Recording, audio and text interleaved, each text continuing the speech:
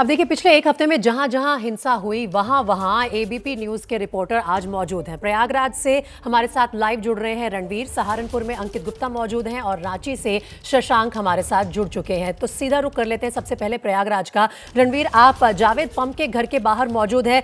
Bulldozer की कार्रवाई कितने बजे शुरू होगी? देखिए 11 बजे तक का समय दिया गया है और जावेद पंप को गिरफ्तार करने के बाद उसकी पत्नी और बेटी को भी घर वालों का दावा है कि यहां से पुलिस लेकर के गई थी और उसके बाद कल रात में एक नोटिस लगाया गया और बताया गया है कि आज सुबह 11 बजे तक इस मकान को खाली कर दें। हालांकि हमने जब पता किया तो घर में कुछ महिलाएं ज़रूर मौजूद हैं और इसी वजह से यहाँ पर महिला पुलिसकर्मी बुलाई गई हैं। नोटिस लगने के बाद अब ये माना जा रहा है कि 11 बजे के बाद कभी भी इस घर को गिराने के लिए बुलडोज़र आ सकता है। और ज़रा एक तस्वीर आपको इस गली की दिखाता हूँ। बिल्कुल सामने आप देखिए कि लोगों की मौजूदगी है, लेकिन घर के आसपास लोग नहीं आ रहे हैं। दूर से ही अभी से ही तमाशा देख रहे हैं क्योंकि पुलिसकर्मियों की मौजूदगी है। और पीछे की तरफ अगर आपको दिखाऊं तो पीछे भी आप देखिए कि पुलिस की 2-3 गाड़ियां खड़ी हैं और महिला पुलिसकर्मी यहां पे बुलाई गई हैं ताकि जो घर की महिलाएं हैं उन घर की महिलाओं को समय से निकाला जा सके। अब अगर गिरफ्तारियों की बात करें तो प्रयागराज की हिंसा में 91 हो चुकी है गिरफ्तारी। पहले दिन जिस दिन हिंसा हुई थी 36 गिरफ्तारियां हुई थी। कल शाम तक 68 गिरफ्तारियां थी और आज ये संख्या बढ़ करके 91 पहुंच गई है। ऐसे में अब थोड़ी देर का इंतजार है। लगभग 1 घंटे के बाद देखना होगा कि कितनी देर में बुलडोजर आता है, कितनी देर में कार्रवाई होती है। रणवीर, प्रयागराज से ये जो तस्वीरें आ रही हैं जावेद पंप के घर से, हम लगातार आपके जरिए दर्शकों तक पहुंचाते रहेंगे। आपने बताया कि कुल मिलाकर प्रयागराज की हिंसा के बाद 91 गिरफ्तारियां हुई हैं। वहीं सहारनपुर में अंकित, अभी तक 71 गिरफ्तारियां हो चुकी हैं। वहां पर प्रशासन का एक्शन किस तरह से आगे बढ़ रहा है, उसका हमें जायजा दीजिए।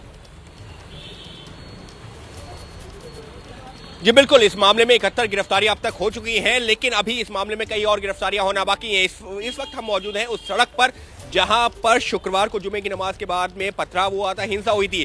भले ही उस घटना को करीबन हम कह सकते हैं कि 40-42 घंटे का वक्त गुजर चुका है, लेकिन अभी भी यहां पर पुलिस जो है बाकायदा मुस्तैद है। पुलिस ने पूरे इलाके में जगह जगह पर इस तरीके से पुलिस के जो जवान हैं वो तैनात किए गए हैं, जगह जगह बैरिकेडिंग की गई है और पुलिस की कोशिश ये है कि हालात किसी भी सूरत में फिर से खराब ना हो, क्योंकि अब यहाँ पर जो हो रही है वो कार्रवाई हो रही है उन लोगों के खिलाफ जो लोग इस घटना में शामिल थे। आपको थोड़ा सा इस सड़क पे लेकर के चलता हूं जहां पर ये पथराव की घटना हुई थी। समझना जरूरी है। देखिए, ये जो पूरी सड़क है ये यहां से लेकर के आगे जामा मस्जिद की तरफ जाती है। जामा मस्जिद में जुमे की नमाज होती है, उसके बाद में जो लोग जो है पथराव करते हुए, हिंसा करते हुए आते हैं वो इस तरफ आगे आते हैं। ये दुकानें खुली होती हैं, दुकानों में लोग होते हैं, ग्राहक होते हैं और उस दौरान अचानक पथराव शुरू होता है। तो अब कुछ सीसीटीवी भी आए हैं कि किस तरीके से लोग इसमें फंसे थे। तो फिलहाल अब क्योंकि हालात को सामान्य करने की कोशिश है, लेकिन जो दोषी है उनके खिलाफ कार्रवाई की भी हो रही है तैयारी। कल इस मामले में 2 आरोपियों के घर पे बुलडोजर चल चुका है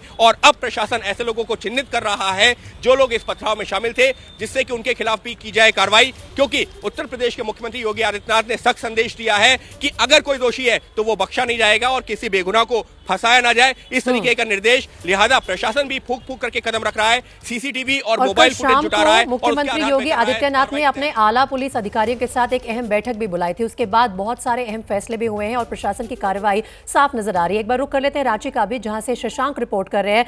अगर रांची हिंसा की बात की जाए शशांक, तो यहां पर अब तक 9 FIR दर्ज कराई गई हैं और 10,000 अज्ञात लोगों के खिलाफ केस भी दर्ज किया गया है। जी हाँ, देखिए 3 अलग अलग थानों में जो है कुल 9 FIR दर्ज कराई गई है और इसमें पुलिस प्रशासन की तरफ से 4 और अलग अलग पब्लिक पिटीशन पे 4 केस दर्ज किया गया है। इस वक्त हम उसी जगह पे मौजूद हैं, आपको दिखाना चाहेंगे। शुक्रवार जब यहीं पर हिंसा भड़की थी जुमे की नमाज अदा करने के बाद, और अब तक पुलिस जो है करीब 1 दर्जन लोगों से पूछताछ की है, लेकिन पूछताछ के बाद उनको जो है पुलिस छोड़ दी है। CCTV फुटेज, वीडियोज और स्टिल फोटोज के आधार पर जो है पहचान की जा रही है कि कौन कौन उपद्रवित है। और वहीं इस मामले में जो है यहाँ के जो SSP हैं उनके नेतृत्व में SIT का भी गठन किया गया है। राज्य सरकार ने भी 2 दिवसीय कमेटी का गठन किया, जिसमें यहाँ के जो ये ADG हैं वो हैं और आपदा विभाग के भी सचिव हैं। लेकिन अब तक किसी की गिरफ्तारी जो है इस मामले में अभी नहीं हुई है, पुलिस पूछताछ कर रही है। वहीं आपको दिखाना चाहेंगे कि इस मामले में 12 पुलिसकर्मी घायल हैं, जिसमें से एक को गोली लगी है, और उपद्रवी में 12 लोग घायल हैं, जिसमें से 11 पुरुष हैं, एक महिला, और उसमें से 2 की मौत भी हो चुकी है। हम बिल्कुल उसी जगह पे हैं जहां पे उस दिन हिंसा भड़की थी, लेकिन अभी यहां पे जो हालात हैं उसको सामान्य करने की कोशिश की जा रही है। भारी संख्या में पुलिस बल यहां पे तैनात है। ये रांची का मेन रोड है, आप देख सकते हैं यहाँ पे हनुमान मंदिर है। इसी रोड में उस दिन जुमे की नमाज के बाद जो लोग हैं आ रहे थे, फिर ये नुपुर शर्मा के बयान के खिलाफ में प्रदर्शन कर रहे थे, लेकिन एकाएक जो प्रदर्शन वो हिंसा में तब्दील हो गया। जो लोग प्रदर्शन कर रहे थे वो गोलियां चलाने लगे, पत्थर चलाने लगे। यहाँ गाड़ियां लगी थी, मंदिर पे पत्थर चलाया, गाड़ियों के शीशे तोड़े गए, अगल बगल के घर के शीशे तोड़े गए। लेकिन यहाँ अभी भी 144 लागू है। ये मेन रोड में रांची में कुल 12 अलग अलग जो पुलिस थाना का क्षेत्र है वहाँ पे 144 लागू है।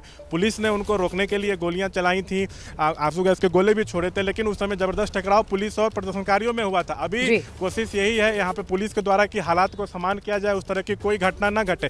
आपको हम दिखाना चाहेंगे कि भारी संख्या में यहाँ पे पुलिस बल भी तैनात हैं, चप्पे चप्पे पे उन लोगों की नज़र है। वो लोग की कोशिश यही है कि उस तरह की जो घटना है वो यहाँ पे दोबारा ना घटे। तो पुलिस बल, सुरक्षा बल की मुस्तैदी है, चप्पे चप्पे पर नजर बनाकर रख रहे हैं सुरक्षा बल इस वक्त। और साथ ही रांची में इंटरनेट सर्विसेज भले ही बहाल कर दी गई हो, लेकिन 2 सदस्यीय समिति का गठन भी किया गया। एक बार फिर से मैं रुख करना चाहूंगी प्रयागराज का, जहां से रणवीर रिपोर्ट करे। रणवीर, अगर हम जावेद पंप की बात करें तो कहा यह भी जा रहा था कि जावेद की एक बेटी जेएनयू में पढ़ती हैं और कहीं ना कहीं आइडियोलॉजिकली अपने पिता को कुछ उन्होंने पिछले दिनों प्रभावित किया, या उनका भी जो रोल रहा इस पूरी हिंसा में संदिग्ध है, उस पर कार्रवाई के कुछ निशान नजर आ रहे हैं इस वक्त? देखिए, पुलिस ने साफ कहा है कि जो भी दोषी होगा बख्शा नहीं जाएगा और जो निर्दोष होगा उस पर कोई कार्रवाई नहीं होगी। ऐसे में जावेद पंप, जिसकी भूमिका साफ थी, जिसके मोबाइल के कुछ चैट्स थे जिसमें ग्रुप बना करके लोगों को उकसाने और भड़काने वाले मैसेजेस दिए गए थे, उस मैसेजेस के आधार पर जावेद पंप की गिरफ्तारी हुई।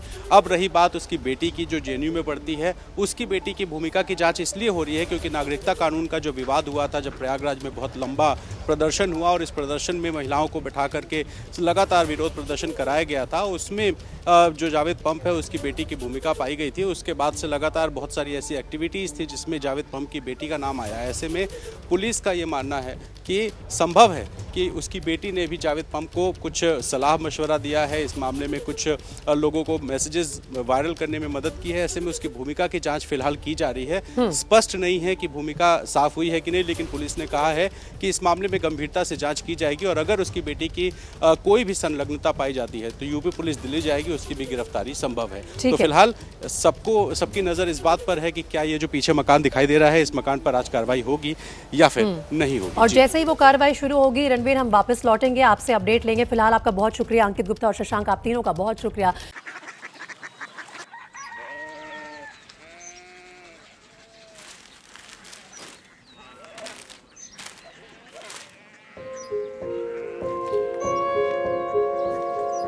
बाबा बाबा, कोरिया सिटी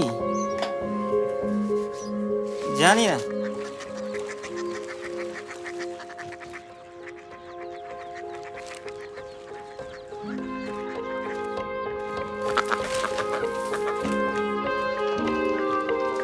कोरिया सिटी? हाँ।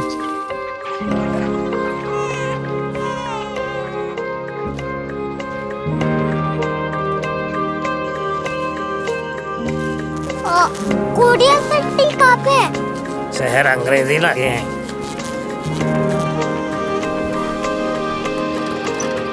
Korea city.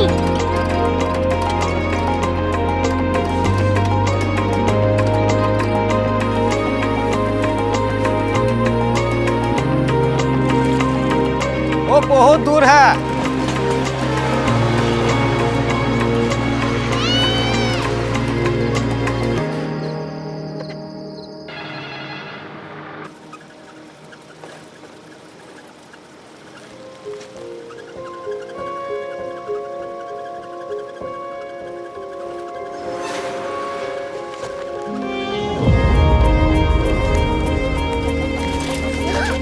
Korea city.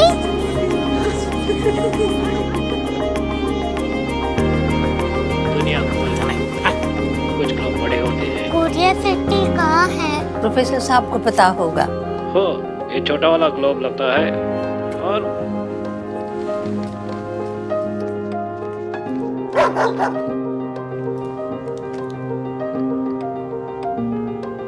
पता नहीं, मेरी बेटी से जाके मिल लो, शायद उसे मालूम हो।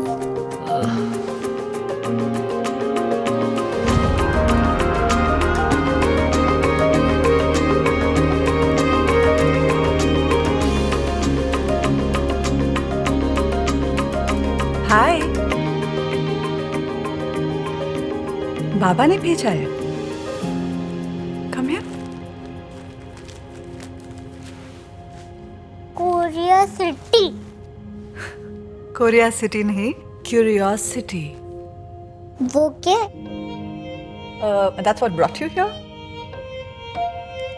जो तुम्हें यहाँ तक ले आया। क्यूरियोसिटी।